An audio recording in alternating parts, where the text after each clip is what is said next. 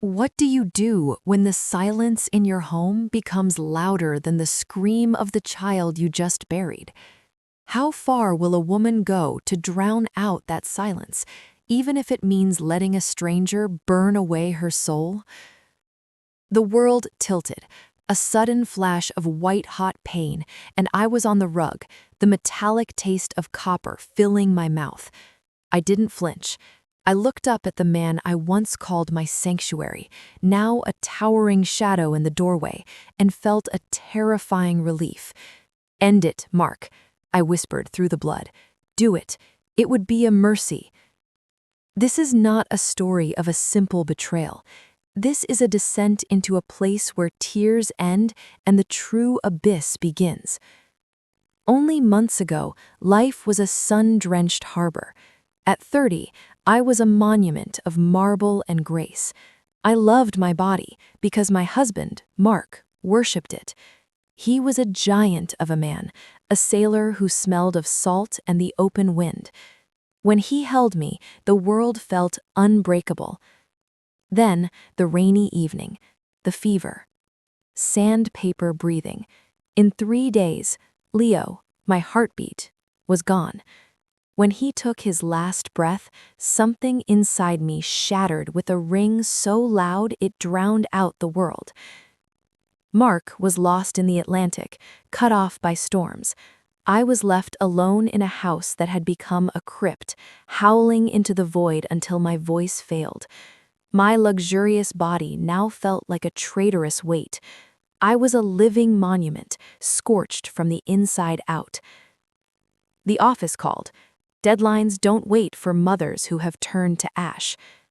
Victor was there, an architect of power who had cheated death himself in a mangled heap of metal a year prior.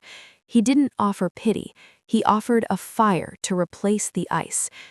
"You need to remember you're alive, Elena," he whispered.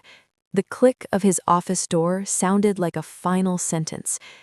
He saw my brokenness and the hunger in my eyes, not for love, but for a fire strong enough to burn away the void. We are back at the glass. Victor's grip is an unyielding force, a demand that tastes of dark cognac and absolute control. He is not a man of warmth. He is a storm that leaves only ruins. When the distance between us finally vanished, sudden, relentless, it felt like the impact of a tidal wave. No warnings, no mercy. The freezing glass against my forehead and the scorching heat of his skin were the only things that could pierce my mental anesthesia. This surrender was my penance. Every pulse of this crushing reality displaced the ghost of an empty crib. He didn't hold me afterward. He simply returned to his desk, a predator satisfied with his territory. And I returned to him, again and again.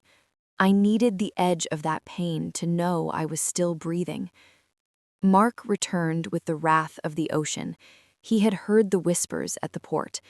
The world tilted again, the taste of copper, the ache on my cheek. "Leo is dead, Mark," I told him, my voice like dry leaves. "And you weren't here. There was only the silence." I told him I went to Victor to be destroyed. Victor's fury broke into a suffocating realization. He sank to his knees, his palms trembling. "I forgive you," he rasped, but the word forgive dropped like a lead weight. As I lay on the rug, I realized he was lying. He would never forget. His mercy was the ultimate torture, locking me in the role of the forgiven wife in a house that was now a permanent tomb. I am alive, but inside, there is only salt and scorched earth. This story is a mistake, a descent into the shadows we inhabit when the light is gone.